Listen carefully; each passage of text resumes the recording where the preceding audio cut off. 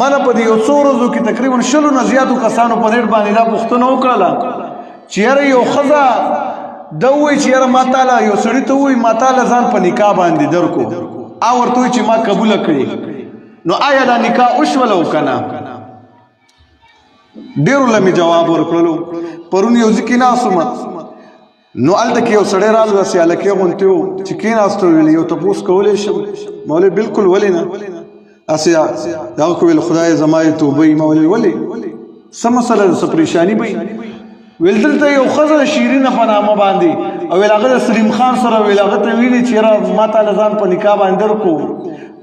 ما تاله ځان درکو هغه ورته ویل چې ما قبوله کړلې 3 ځلې دا خبره وکړله ویل د دې دا واده وشو که نه ما ویل دا نامه ما اخله هغه راته ویل دا مسله په نیټ باندې روانه ده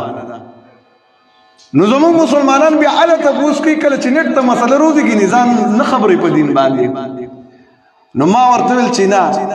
دا نکاح نه کېږي وجه دا نبي صلی الله علیه وسلم فرمایي ایما امرأة نکحت بغیر اذن موالیها فنکاحها باطل باطل باطل کما یو زنانه چې ځان د خپلو مولا د خپلو ورثو د خپلو ورونو خویندې پلار رور د ده نه علاوه ځان په نکاح باندې ورکړي نبي صلی الله علیه وسلم فرمایي دا نکاح باطله ده دا نه ده شوې دا یو د الله د نبی صلی الله علیه وسلم خصوصیت و چې زنانه به راله ای د الله رسوله ما تعالی ځان په نکاح باندې درکړلو که نبی صلی الله علیه وسلم به قبوله کړله نو قبلولی به شوه لیکن د بل چا دا خصوصیت نشته دی چې یو زنانه ته ووایي چې او ته ما قبوله کړې ده وجه دا چې نبی کریم صلی الله علیه وسلم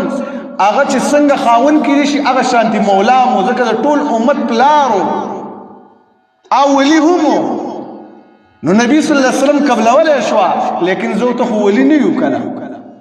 نبی صلی الله علیه وسلم تر دې پورې فرمایي چې کله د یوې ښځې ولی نه وي نه یې روري نه یې پلاري نه یې بچی نه یې ترې خاندان والا سړی نه وی فالسلطان ولیو لمن لا ولی لها وی سلطان بادشاہ حاکم علاقې مشر دا هغه چا ولی دی چا چې ولی نه یو نو دغه نکاح نه کېږي